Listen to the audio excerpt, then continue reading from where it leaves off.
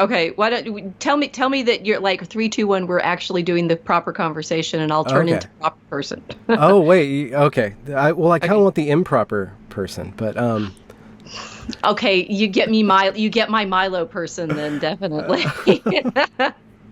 okay. 3, 2, 1. This is Rachel Fulton Brown from the University of Chicago. You're a medieval studies professor. Is that correct? Or I'm in history. We don't actually have a medieval studies program, so okay. I'm in the history department. And you just published a book. I can't swipe my screen. I guess I can swipe my screen right now, but I have all these links because I was going down your rabbit hole. Mary and the Art of Prayer that just Yes. came out um, Yes. within the last month or so. No, it came out in November this past year. Oh, okay, so it's about So a year old in then. academic terms, it's very new. I Yeah, don't right. You guys work on things for 15 years so that they'll be read in 50. Yes, basically. And how's that going? Is that what? How does that figure into your overall academic project, Mary and the Art of Prayer? So it's my second major monograph, and I'd say you're right. It took 15 years. My first book was published in 2002, which is From Judgment to Passion: Devotion to Christ and the Virgin Mary, 800 to 1200, and Mary and the Art of Prayer is, as it were, the sequel to that book. The first book is on prayer to the Virgin and Christ, particularly through the liturgy and through exegesis of the Song of Songs. And the new book is on the hours of the Virgin, the prayer to the Virgin Mary through the so-called Little Office of the Virgin. And this new book is much more focused on the Psalms and the exegesis of the Psalms. But the Psalms is like the larger frame for the Song of Songs exegesis. So they go together. They're very and they're both published by Columbia, so there's some consistency in the way they're presented. I like Columbia as a press very much because they make very beautiful books. Same typeface and indentation. Not exactly, but with the second one, they particularly asked me sort of what style I was looking for in the book, and I said, well, a book of hours, of course. And their production team does a very nice job of sort of decorating, maybe a little bit more than you get in a usual academic book. Hours is a technical term that you're using. Could you explain that for the general readership?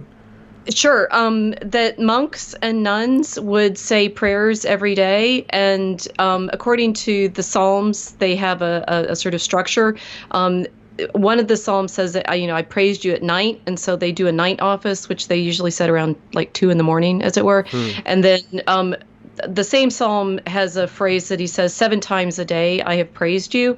So they have a cycle of hours, which are 7 during the day, and hours just means those hours of prayer. So they have 1 in the middle of the night and 7 during the day. And a book of hours is a companion piece to go along with those hours of prayer, and it's usually illustrated.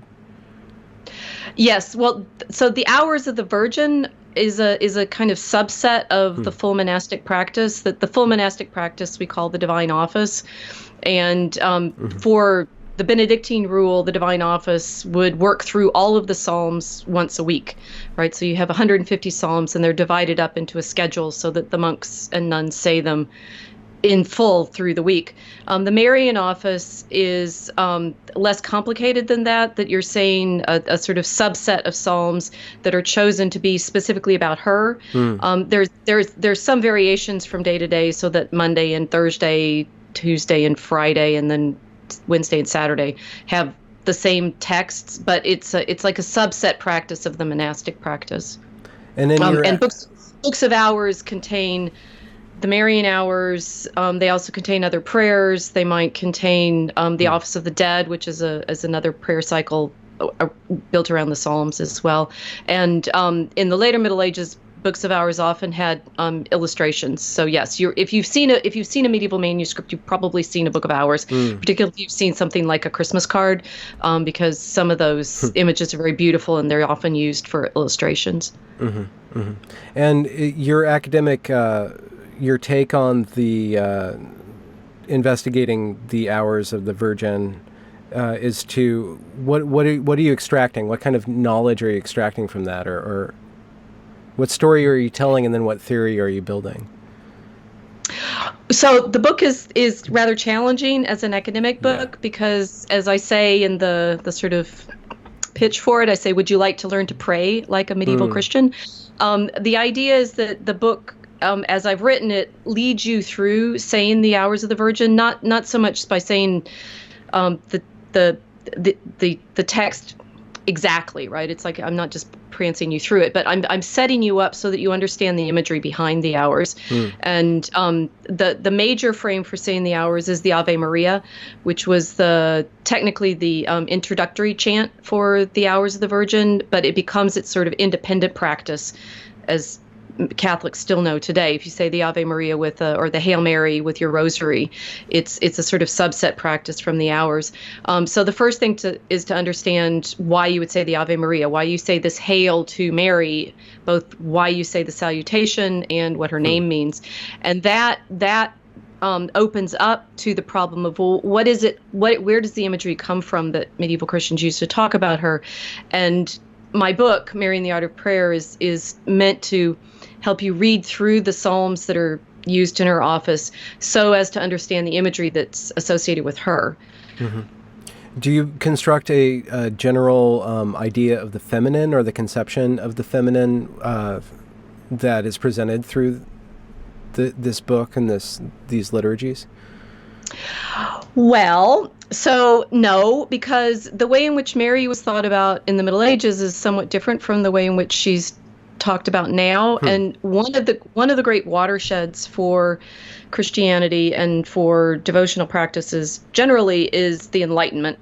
And with the Enlightenment, particularly the 18th century, most of the imagery that had been associated with Mary is basically laughed out of existence. I mean, quite literally, in the sense that one of the book, I end my Mary and the Art of Prayer with an epilogue talking about a 17th century Spanish nun who wrote a 4-volume life of Mary based on this ancient tradition, where she describes Mary coming to her and in vision and helping her understand all the scriptures that had been read about the Virgin since antiquity. Casanova, the great lover, was given this book when he was imprisoned in Venice, and his verdict on it was that the inquisitor who had given it to him to read had intended to drive him mad. That sense of this devotional structure is insane.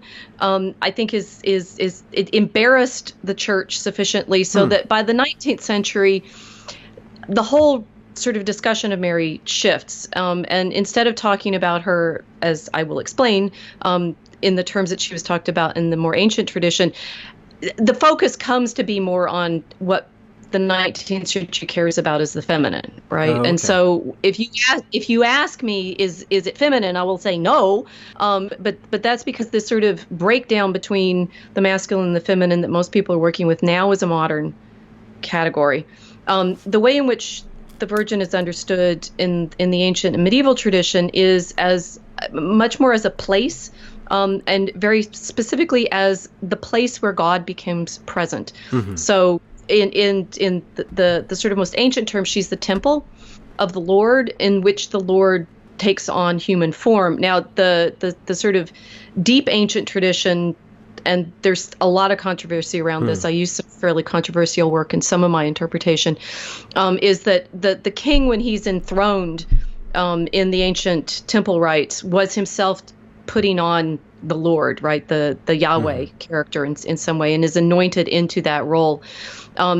Christ is the anointed one, and the real challenge for Christianity is explaining why and in what terms early Christians claim that Jesus is Lord. Now, Jesus as Lord is Jesus as the one who is named in the Psalms as Adonai. In the ancient tradition, you do not say the holy name. You do not say Yahweh. You say Adonai, which is translated into the Greek as Kyrios, which is translated into the Latin as Dominus, which gets into English as Lord. But in the Psalms, when you're saying Lord, and in the medieval tradition, they're always understanding that Lord as being Christ, right?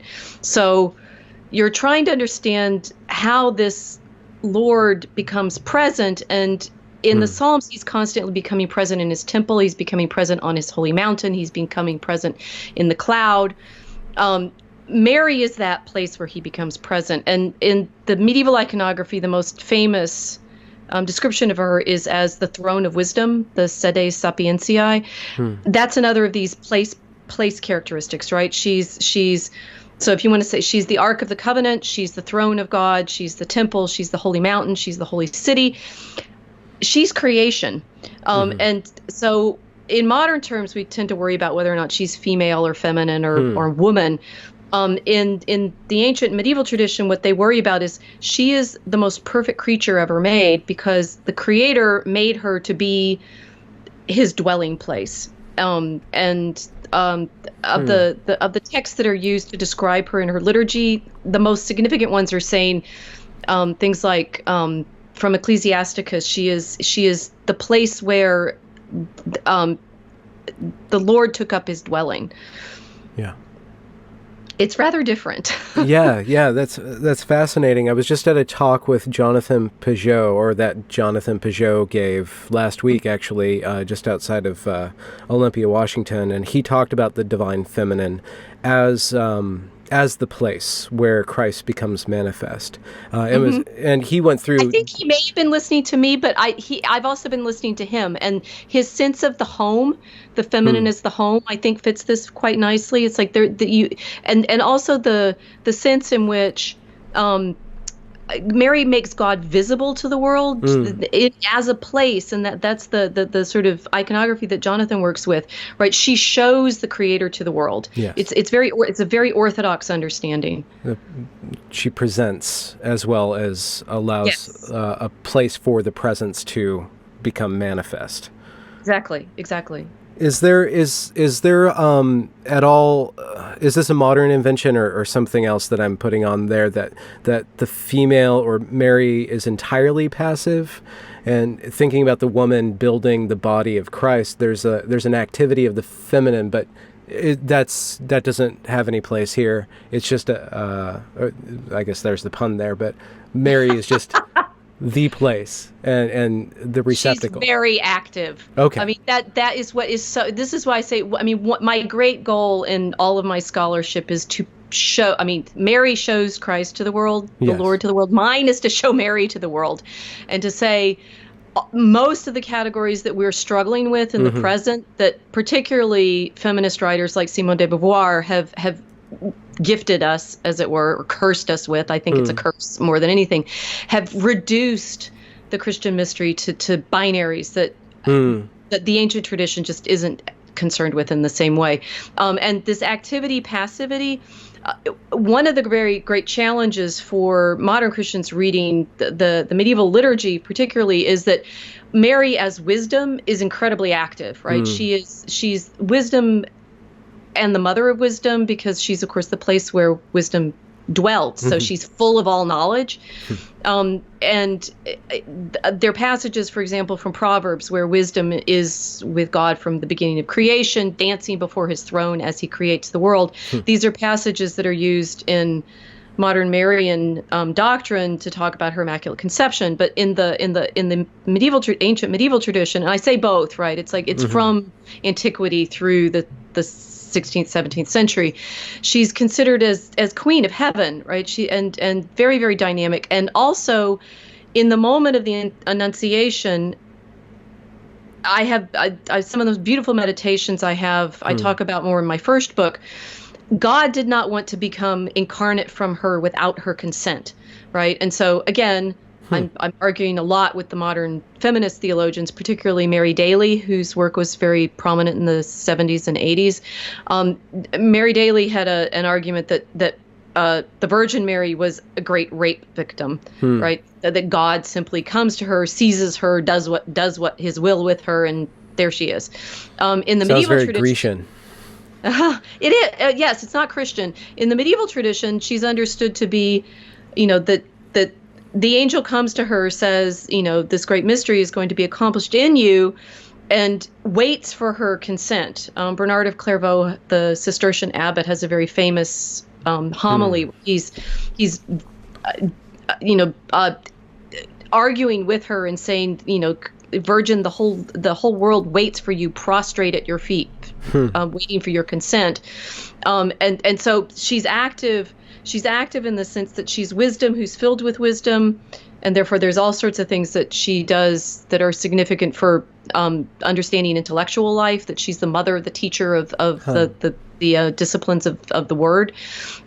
She's wisdom with God, from the beginning in creation, and as Mary, the mother, invited actively to give her fiat, to say, let it be unto me according to your word. So no, she's not passive in any of the senses that modern feminists would consider her. Is there an aspect of the muse that is held in her, or like an aspect of relationship to the artistic, or the artist, the practicing artist?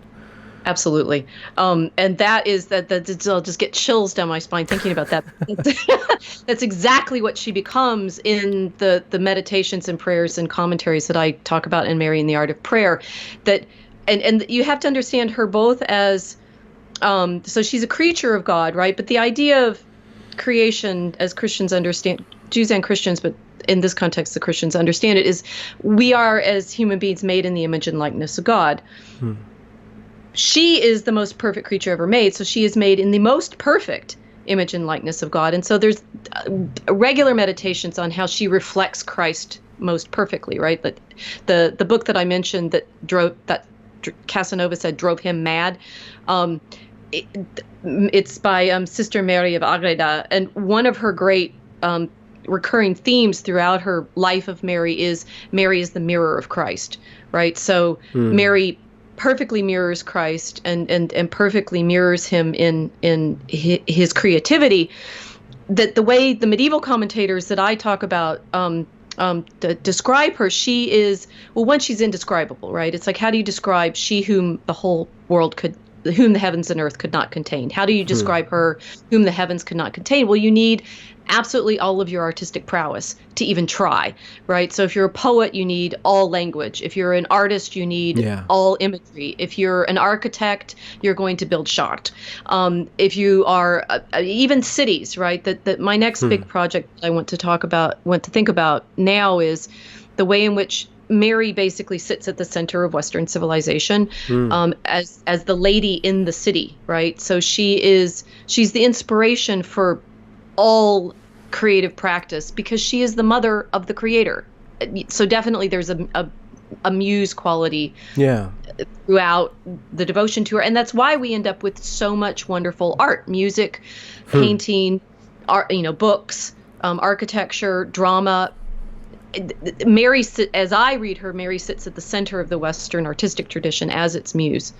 When you bring up the image of the lady in the city, forgive me, but my Christian mind went to the Whore of Babylon, and is that yes, is that the inverted? That's the negative, the inverted, the fallen version, and what does the fallen version tell us about the perfect version of Mary? Well, the perfect version. So the Whore of Babylon is the negative image of the heavenly city, right? And that is, the Mary as the heavenly city, the bride, the heavenly Jerusalem is another of the characteristics that she's given, right? So Mary of Agreda has a long meditation on the way in which the Virgin Mary is shown in Revelation 21 and 22, and the image of the lady standing beside the throne is very, very important in Revelation. Both the mother who's clothed with the 12 stars, clothed with the sun with the crown of 12 stars and the moon at her feet. She's standing on the ark, or she is the ark as the doors of the temple open. So she's shown as the ark. She's shown as clothed with the celestial creatures. And then that's in Revelation 12 and 11:12. And then in 21:22, she's shown as the bride and as the tree of life standing beside the throne, right? So the negative image of that, this is where I know Jonathan and Jordan have talked some about this. This negative image of destructiveness, yes, that you're having to understand the sort of, you asked me that, and I've not really meditated through that it's the disobedience. I mean, that Mary is the new Eve. She's the obedient one who says yes. But Eve is not really the whore of Babylon. Eve is the first mother who falls, and Mary lifts her back up with her obedience.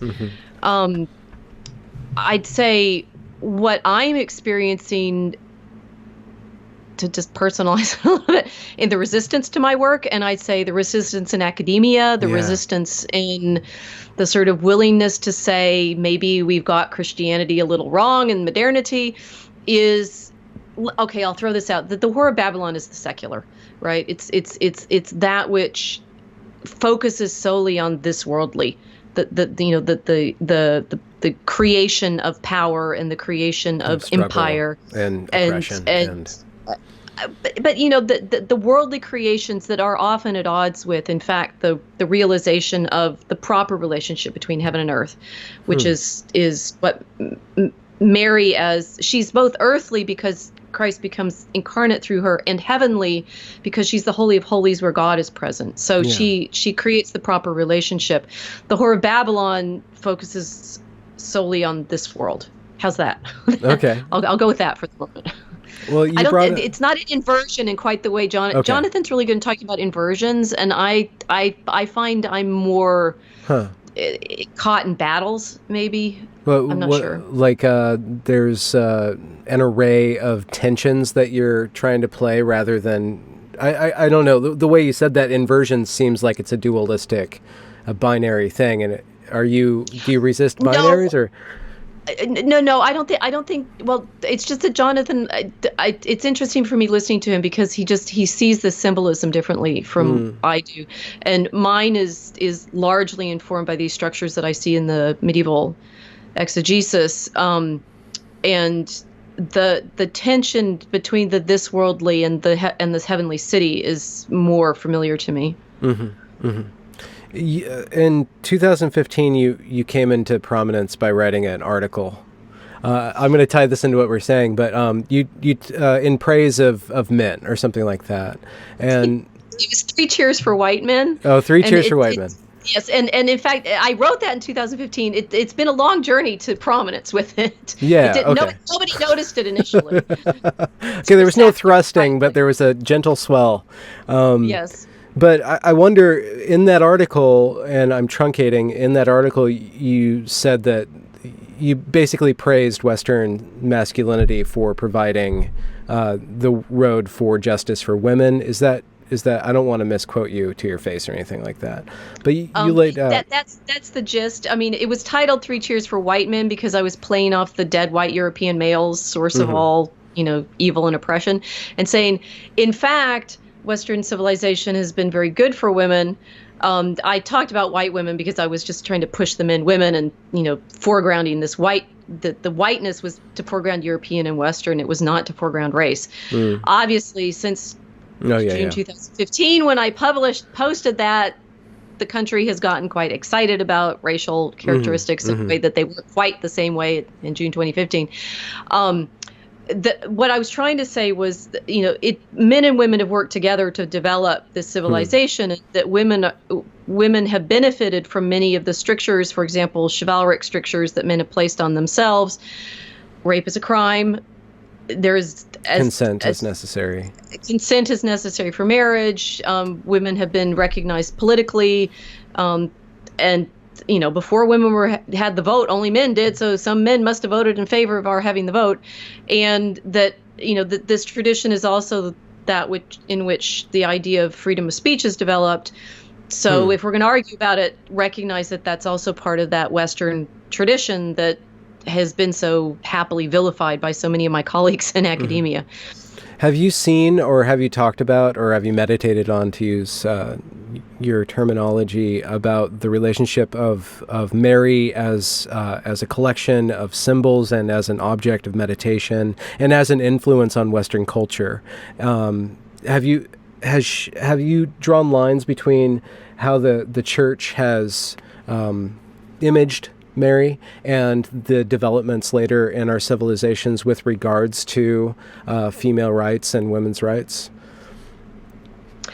Well, so I've been working on this problem of the medieval devotion to Mary since I was an undergraduate, and it came out of work that I did, for example, in courses in New Testament. And one of the papers I wrote very early on as an undergraduate was how important women were in the Gospels, in the Gospel story. I did a paper, particularly, I think, on Matthew.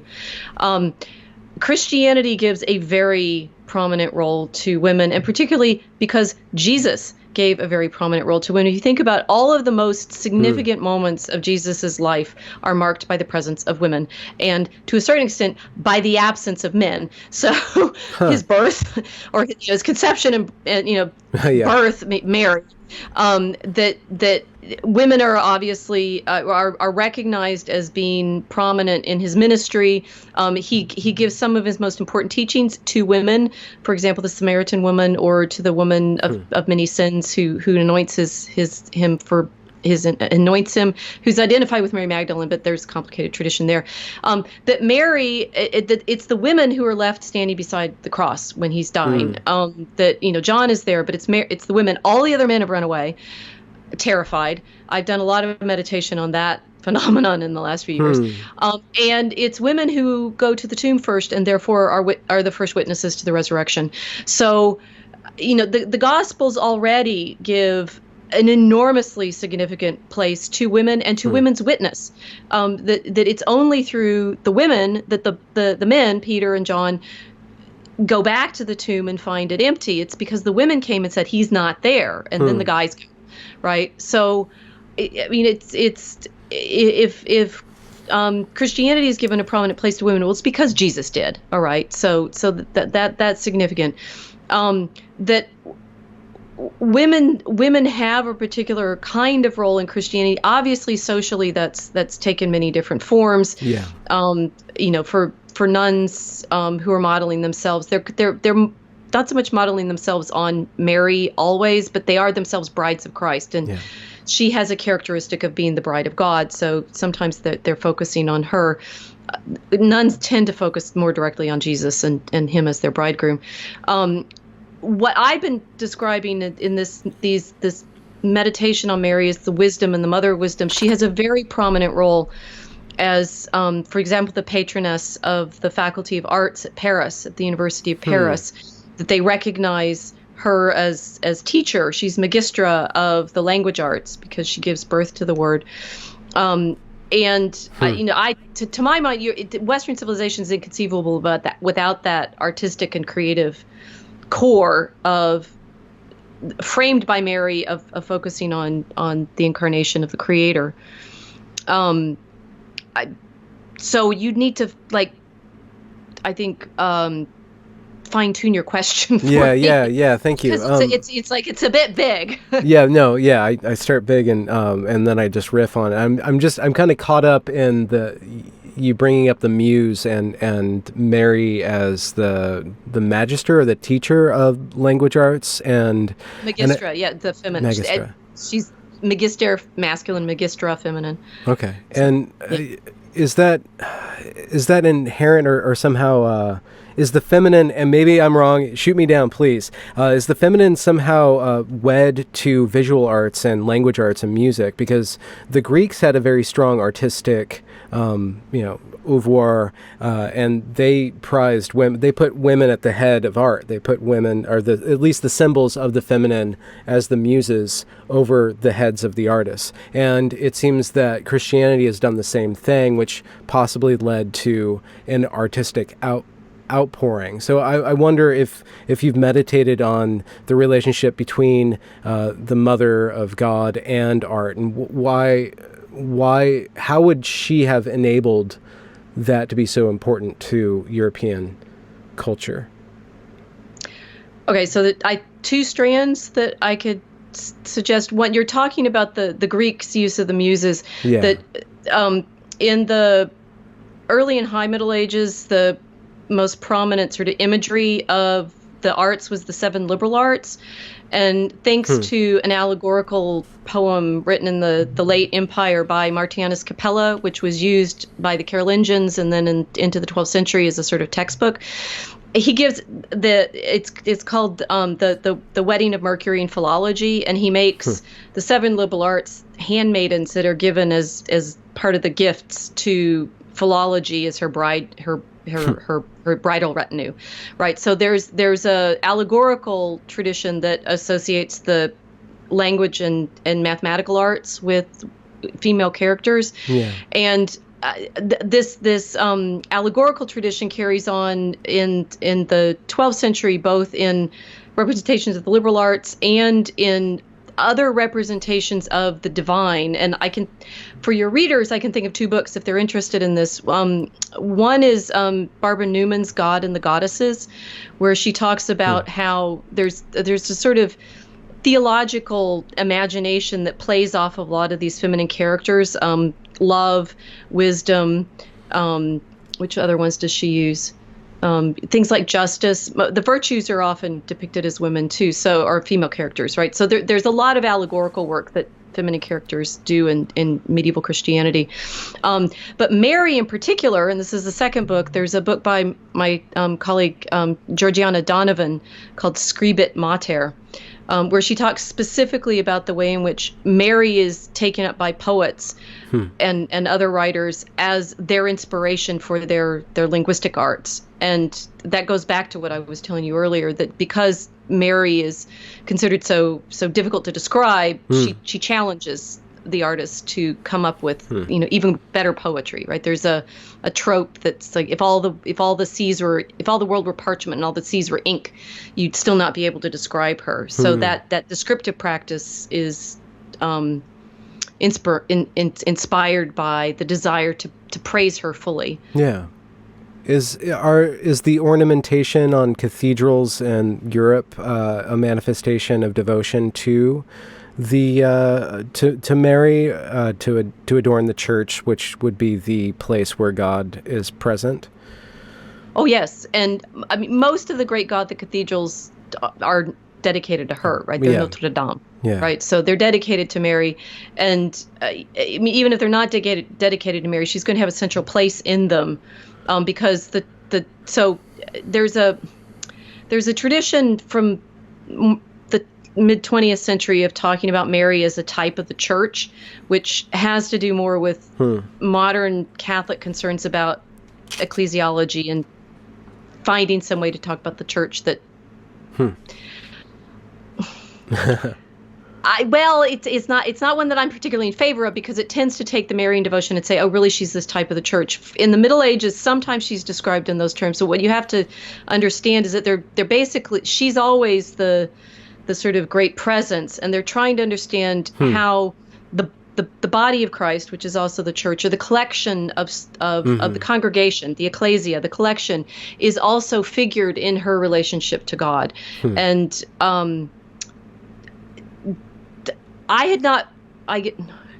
is kind of a funny way. I had not properly appreciated that until I started writing about Milo. And so? Well, there was this moment when Milo got a little bit of infamy rather than just fame, for being accused of something he did not do, and that was a quite wrenching week for me.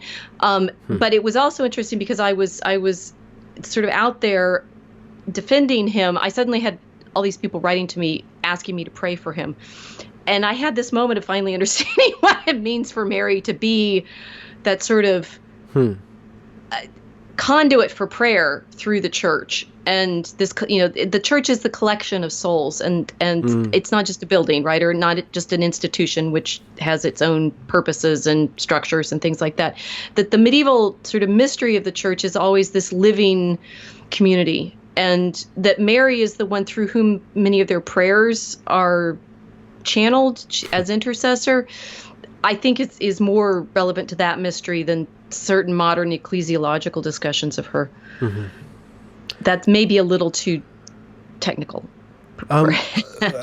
This might be another technical question, but you brought up allegory, and what you're talking about when you speak about Mary and Christ and the Bible and Proverbs, it's a form of, for me, it's a form of imagistic thinking, but it's not allegory. It doesn't seem like allegory. And You're right, it's different. What is there a technical difference between this religious way of thinking that's been developed through the church and through devotion and meditation and allegory? Yes, and it has to do one with the kind of characters that you're talking about. That Jesus is a real person, Mary is a real person, and they're figured in Scripture and medieval understanding of Scripture. That the Old Testament is always giving figures for things that happened in the New. So Jonah is a figure of Christ, or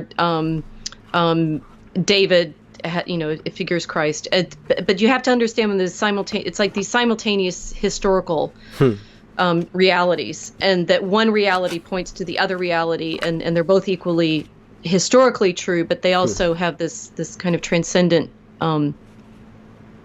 sympathy.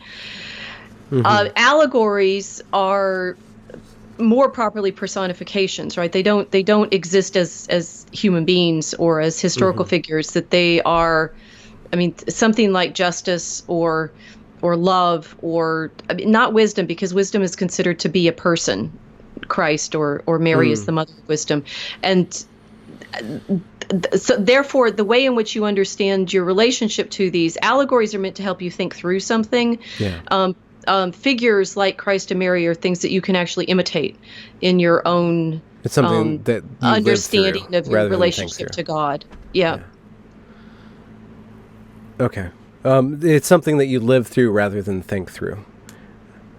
Yes, and that therefore the imitation of Christ is important, because you're understanding yourself as living according to the pattern that He showed, and that is a kind of I was talking about this a bit in the Three Craters Symposium we did when Milo was visiting us, and trying to explain what I meant when I say, he's carrying this imitation of Christ. Well, you're carrying the way in which you understand, you model yourself on the other person's behavior and affect, and take that on as a kind of mask, but it's different from just putting on an allegorical character. Okay, yeah, you're not you are a representation, but it's not a one-to-one. It's not something you can necessarily untangle by just like solving a riddle. It seems like something that you develop a relationship with through. Yes, that's nicely put, and that you have to live it. Right. The allegories are much more like riddles. That's a good way of thinking of it. Yeah. And do you find yourself? I guess you find yourself meditating and imitating, seeking to imitate Mary or Christ. Is there one more than the other for you, or are they interlocked for you? They're interlocked because she's the most perfect reflection of Him, right? So, and part of it is also understanding that relationship that she has with Christ, so that imitating Mary brings you into relationship with Christ, but she is always herself also imitating Him. And this for me is, of course, one of the great, I'd say delight in the strong term of joy of meditating on this exegetical tradition, that it's always trying to understand her as a reflection of Christ, and therefore her as a reflection of the Creator, and that you understand all of creation through her reflection of her making. Eventually it becomes very hard to separate the two, right?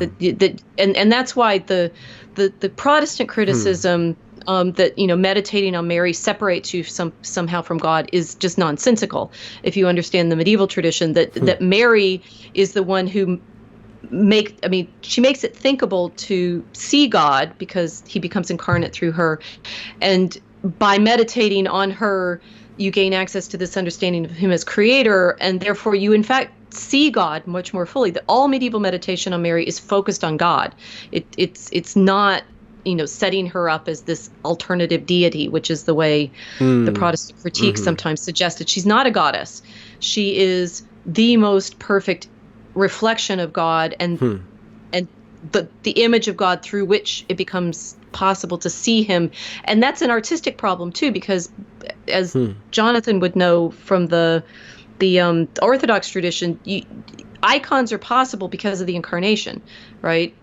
Again, she frames him. She makes him visible because of the incarnation. So she doesn't separate from God. She makes it possible to contemplate God. And much of the work much of the later medieval devotion to Mary focuses on her not just as, the one through whom the visible Christ becomes seeable, but also his heavenly reality becomes she's a model of contemplation, so a model of contemplative ascent.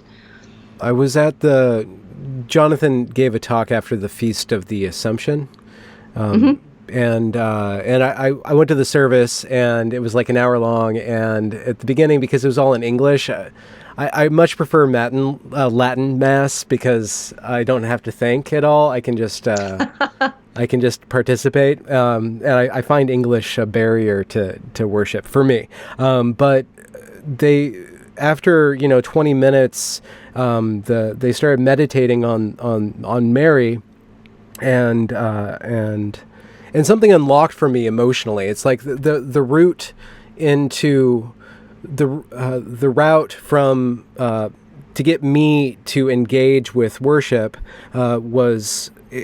Because I grew up Protestant, Mary was a totally new avenue, and it went through my heart. It went through my not emotions. Like, there's a difference between emotions and feeling.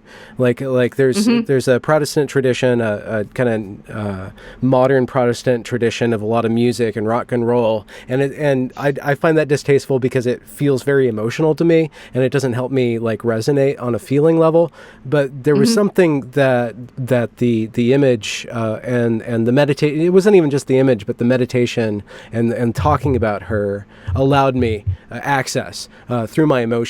Instead of and kind of turned off my brain so that I could actually engage in the ceremony without resisting it, as my Protestant blood so directs. I'm happy to hear that. So in the High Middle Ages, what you're describing would be the twinning of affect and intellect.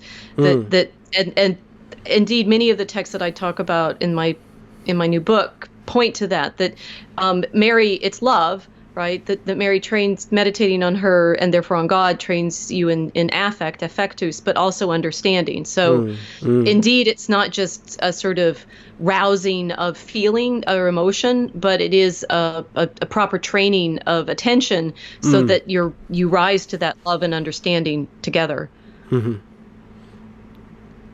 I just thinking about that service, like it's cleared my brain of all questions. I'm very peaceful all of a sudden, so I'm sorry. Excellent. The interview is hiccuped. So with regards to medieval studies, do you want to talk about like the playing field right now and where it's going? I was reading around some of the controversy that's going on in medieval studies. It seems to have been, I don't want to use the word infected, but I want to use the word infected by a certain sort of mindset that we can call progressivism that seems to be prejudging the material and forcing a certain sort of interpretation on it. I don't know if that's true or not, but it seems to be the case that... Prejudging what? It seems that the academia is, from what I read, there's some progressivism that's kind of seeping into medieval studies or historical studies of Europe, and kind of pushing a certain sort of interpretation that would be kind of anti-patriarchy, kind of just the progressive talking points of, am I totally off base here? It seems like you're embroiled. No, they are. Yes. No, there's certainly people that are doing that. Yes. But it's not at all. Course, I'm sorry. Continue. It's not. Sorry. No, it's is it kind of taking over that, or is it kind of just a small loud group? It's hard to tell, right? And there's certainly, as most of the time, the loud is always the smaller group. So yes, there is a small loud group. There are a sufficient number of people out there that are upset with me that I'm not sure that it's not a small group. I think it's a fair subset of particularly the younger scholars in medieval studies right now. Certainly, well, so I've spent most of my career not doing gender studies, very, sort of passively not doing gender studies because I just didn't do it. Now I'm actively not doing gender studies because I never did. People have often assumed that I did because I work on Mary, and I've always said, no, I don't think, if you want to come study with me and do gender, I'm not sure I'm the right person to talk to you. And that's where, the argument about patriarchy comes from that theoretical school, as it were. And as I explained earlier, it's like everything that I know about devotion to Mary from the Middle Ages does not fit with modern gender theory, or does not fit with the feminists like Simone de Beauvoir and Mary Daly, and any scholarship that I've tended to come across more recently that tries to push Mary into that feminist mold, because the feminist mold is a modernist mold, and has that sort of gender dichotomy and gender, the feminization of the home and things like that take place in the 19th century does not match the way medieval Christians talked about Mary. It just is not there. So if you want to try to make, and there are some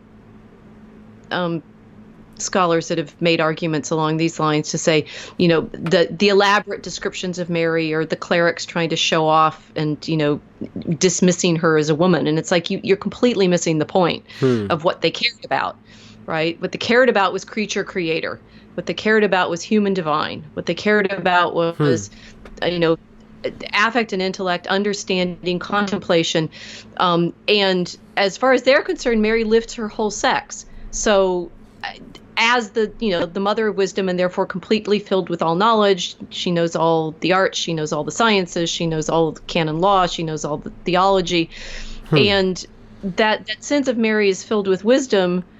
It's utterly lost, right? That thanks to Luther, inadvertently on his part to some extent, but she's demoted into this, she's just a housewife. She's sort of transformed into this bourgeois housekeeper by the Protestants, and then that sense of her as queen and as mother filled with wisdom.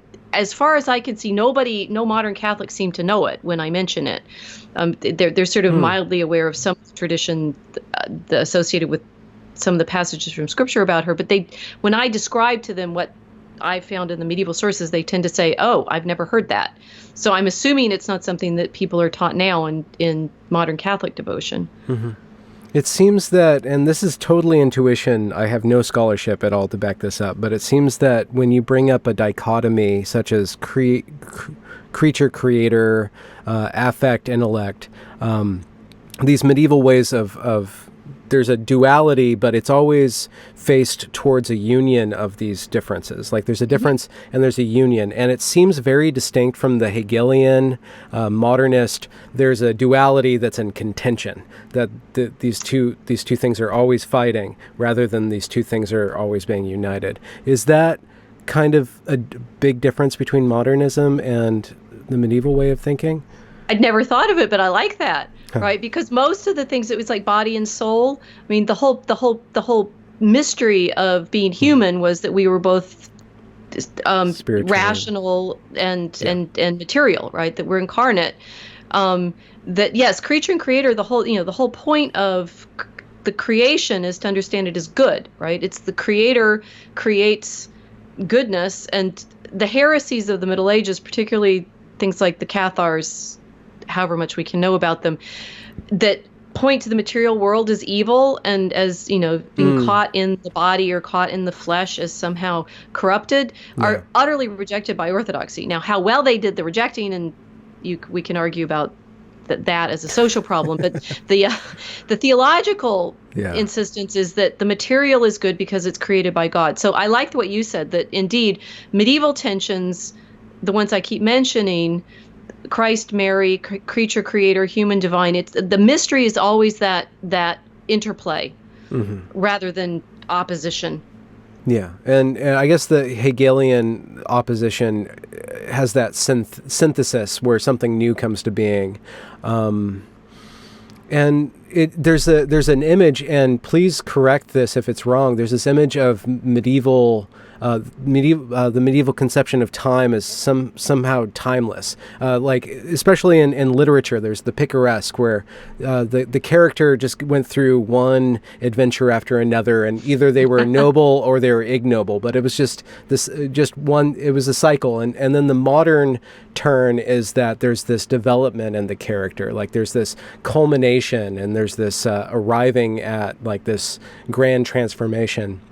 And I wonder, is there a sort of timelessness within the medieval conception of time where things are static, where there's not this sense of progress? Is progress kind of a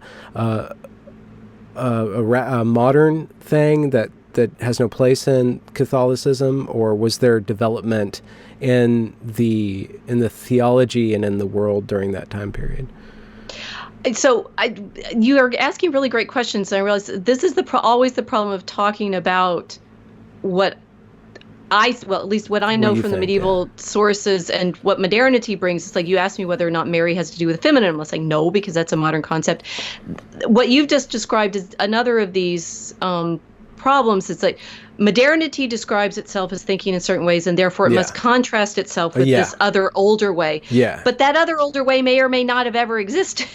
And so when you're asking your question, I'm thinking, well, think about Dante, right? It's like he makes a great progress in his soul. That the whole point of the Divine Comedy is he starts, in the middle of his life, and he's fallen into sin, and he falls into hell. He goes on a journey with Virgil through hell and then through purgatory, and that the great transformation of the soul is the great comedy of medieval Christianity. That you go from sinful to confessed, to having done penance, to heavenly contemplation. So I mean that sounds like progress to me. I mean it's a progress for Dante in the poetic character through hell, up the mountain of purgatory, through the celestial spheres to the heavenly vision. And I that one of the things that I said I wanted to think about the lady and the city. Well, a subset of that problem is the training in virtue. And that, of course, from the reason that Dante's writing with the structure that he is particularly from the 13th century, preachers are trained and confessors are trained to walk people through sort of self-examination, right? That, you go to the confessor, he's meant to be trained to help you understand the degrees to which you've sinned. And that is, I mean, that sort of self-reflection is a practice that you will have trained yourself in if you've been reading the Psalms, which you will have been because you've been saying the Marian office, or the penitential Psalms, and you're looking at yourself and saying, I've sinned. What does that mean? But I will be washed clean. So that sense of, self-realization, you're realizing your true self, which is the mirror of God, which has been smudged and needs to be cleansed so that you reflect your Creator more perfectly. So there's plenty of transformation. There's plenty of self-realization, just not in the terms that perhaps we use now. But I would say yes in the terms we use now, because all this sense of building of character, or even the sense that people have certain status in life, all of that goes back to the Middle Ages. I mean, there's sermons that are addressed to particular, to women and their different kinds of relational status, to men and their different occupational status. The division that modernity has made for itself between itself and its imagined other is more responsible for what you're describing than that the medieval had or didn't have it. Yeah. I had a question and I lost it. I feel this is Dante, the sins. It's wonderful. Yeah. I was just thinking about that being a smudged creation is such a fascinating concept to come across, and there's negative interpretations of somebody being sinned, or somebody being sinful, where there's a lot of shame and guilt and then resentment that comes from that misplaced realization. But still, the concept of not being perfect, of having a potential but it's a potential that you need to actualize. It's like a call to agency within the church that there is this there's this kind of this huge framework of, yeah, you're fallen, but that's not a static state, and it is up to you to follow through on correcting that or writing that. Okay, so two things: one, yes, and two, no. Yeah, that it's that you are.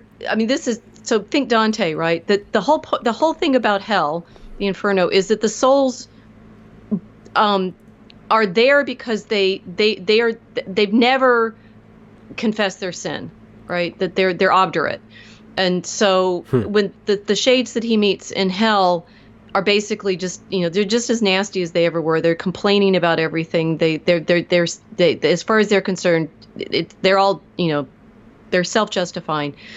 The souls that he meets in purgatory are suffering terrible penance as well, but they're hopeful because in fact they're saved, right? They understood their sin before they died, and so they're joyfully taking on the penance that they have, because in eternity they're all going to be in heaven. They're all going to be able to contemplate God. The souls in hell don't even know that, right? They're just it's like it's as if they won't even, if they had been able to acknowledge God in the first place, they would be in hell, right? So it's actually quite an easy movement from damned to saved in the soul. However, and this is the great debate that takes place in the 16th century. Can you do it on your own strength? Right? Can you turn towards God without grace? And that's obviously where the Protestants and the Catholics make their greatest division, whether there's justification by faith alone, without works, and what's works, and where does grace come in? And Europe erupts over this particular question for a couple hundred years. Yeah. But it's one that's particularly challenging to the present today. And sort of one of the arguments I've had with Jonathan's friend Jordan, the degree to which you can on your own strength make that movement towards God. And in proper Christian terms, we recognize our helplessness and the need for salvation and the need for grace. In what Augustine considered Pelagius's misunderstanding was saying, we can perfect ourselves. Christians recognize we probably can't. It's actually very, very hard. But we also recognize God wants us to, and is there to help us. And obviously the Christian, the Catholic and Protestant debate is over when can you, right? And at the Council of Trent, in answer to Luther's concerns, that they try to like finally moment. It's like, can the soul make the first turning towards God, or does it have to come with grace? How do you know? I don't worry about that. I just know it's with grace that it happens. Yeah. Well, it's easier to direct a body that's already in motion than it is to get a body into motion. So grace might be more active in your life if you're already going in that direction. But I wonder about it. Do you reserve a space in your life and your consciousness for grace? Is meditation and contemplation a way of carving out awareness of grace so that you can be inspired, as speaking as an artist or as just somebody going through your life day to day? Is devotion a way of establishing a relationship with the divine power that, whether or not will save you, at least gives you a connection to heaven? Is that your question? I guess so. I was rambling for a question. That's what my book is about, right? That I was trying to understand what prayer is and trying to understand how it's different from a practice that's more instrumental. I think it's like spiritual practices that you can think of as conditioning yourself to a particular state or affecting that state, versus prayer in the Christian tradition. If it's instrumental, it's too much like magic. You can like conjure that state, right? What I came to, at least from the medieval tradition, is recognizing that above all, prayer is understood as a kind of service. So you are and the primary image for Christian prayer is serving before the throne of God and praising God, right? So that's why it's the Psalms. That's why the divine office is singing the Psalms, because they're understood as inspired texts, that God inspired David to compose them, and therefore they're the text with which God most wants to be praised. And so the best service is to sing the Psalms with the angels, and that's what the monks and nuns understand themselves to be doing, is that they have to prepare themselves properly to be singing the divine office, because they're singing in the presence of God. They're singing with the angels in the presence of God before the throne. Now, then there's also a long discussion in the Middle Ages about, well, how does this work then? It makes me feel better. What does that, do I have these spiritual graces now that I feel, bliss and cleansed and inspired and things like that? Well, is it because I'm doing the prayer? Because I'm, all of that. It's not a modern question to worry about the relationship between what you experience and whether you've done it to yourself. And I point to some of that in my book, that there's, or I also have some other articles where I talk about that problem of I say training the soul and attention, but it's a long and ancient tradition of the monks worrying about whether they're saying the Psalms appropriately and what that would mean, and what does it mean when you find yourself sort of sharing the same affect with the psalmist, and do you take that as proof of anything? Well, no. Well, yes. Well, no. So it's a very rich tradition asking exactly these kinds of questions. Can you?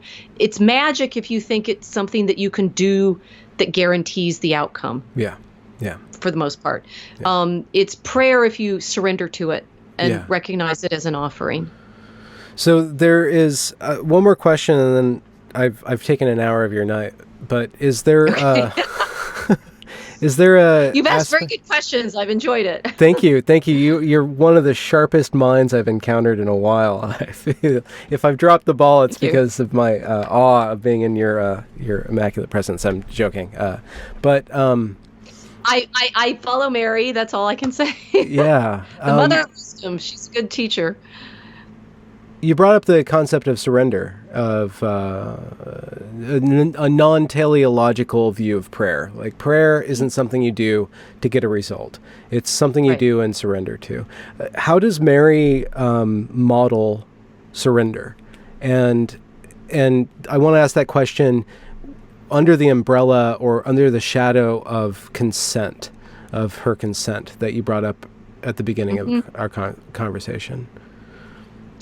She says, let it be unto me according to your word. I mean, she says, let it be. And you then surrender to the willingness to be used by God as he wills. And I have a prayer on my blog that's from Augustine that is basically that meditation, that he's meditating from his commentary on the Psalms and saying, what is our soul? What is it worth? As a kind of sword, right? If unless God takes it up and uses it as he wills, it's that surrender through prayer to say, use me, and Mary certainly says that, right? She says, I consent, use me as your mother. And of course, in the medieval meditations, just a second.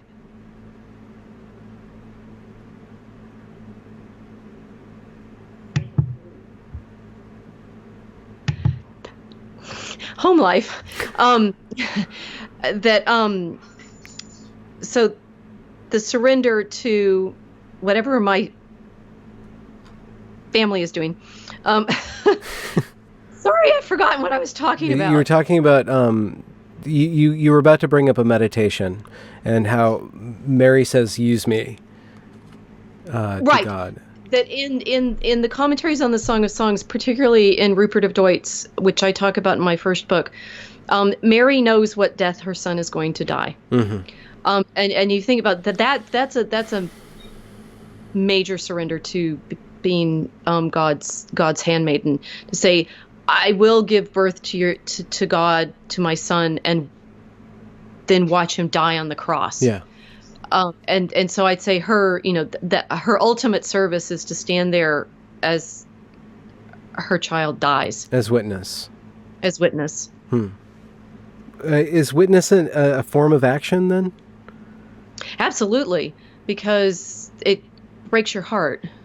Huh. And it also takes great courage. I mean, we haven't talked much about what's been going on with me in academia, but one meditation I have is, oh my gosh, what it's happened to me is nothing. Are you kidding me? I've been called names. Who cares, right?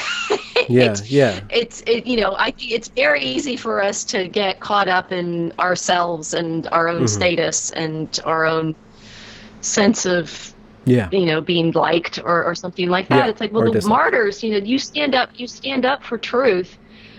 It's going to come at you, right? And certainly this is, one meditation that, for example, Pascasius Robertus has about Mary is that, she suffered more than the martyrs because her own child, her flesh of her flesh and bone of her bones, Christ was murdered in front of her. That was a greater suffering than any of the martyrs themselves underwent.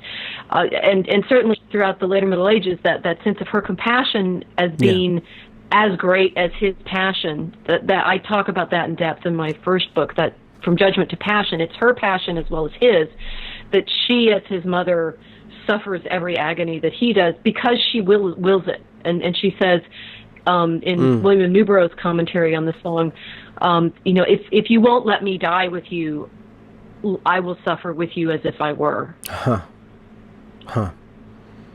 Wow. And meditating on that, right? It's like that's how you learn to suffer with Christ is through her willingness to suffer with him and stand there under the cross as he died. And it seems to me that a meditation such as that allows you, when you're suffering the slings and arrows of your contemporaries going after you, and meditating on that, meditating on witnessing the suffering, or Mary's witnessing of the suffering of her son, it seems like it starts to stir compassion, or it can stir compassion for the people who are being your enemies, the people who are attacking you, which might be one of the best ways to get through a tight spot. I have a meditation on the blog called Turning the Other Cheek that is indeed in those terms, right? And I'd say, that obviously I was just steeped in all of this imagery and these stories before I started writing about Milo, and that's kind of why I started writing about Milo in these terms. But indeed, this story has been with me through the whole meditation, and it's been interesting to me. Certainly, one of the things I'd prayed for is to understand this devotional practice of what does it mean to, in fact, give yourself over to the meditation of wanting to be in this story. That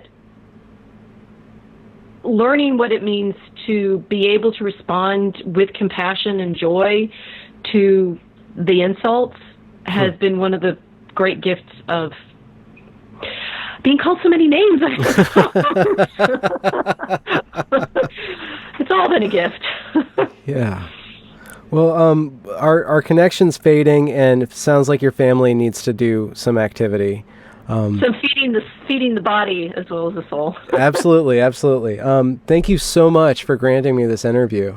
Thank you, Benjamin. This is Rachel Fulton Brown, and I will put links to your blog, which is one of the wittiest things I've come across in a while, and also your books in the description. Thank you. You have a good night. Good night.